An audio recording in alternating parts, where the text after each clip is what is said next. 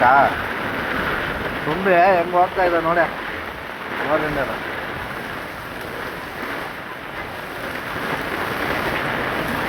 ನೋಡೋಣ ಎತ್ತಿ ಹತ್ತಿಲ್ಲ ಆದರೆ ಮನೆ ಒಳಗಡೆ ಹೋಗುತ್ತೆ ನೀರು.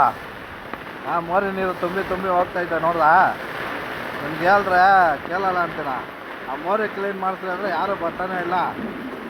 ಹಾಂ ನೋಡಿ ನಮ್ಮ ಮಗ ಎತ್ತಿ ಆಡ್ತಾವ್ರು ನೋಡಿ ಸಾಕಾ. ಹೇಳ್ರೆ ಕೇಳಲ್ಲ ಅಂತೀನ ನೀವು. ಹಾಂ ನೋಡಿ ತುಂಬ ಐತಲ್ಲಿ ನೋಡಿ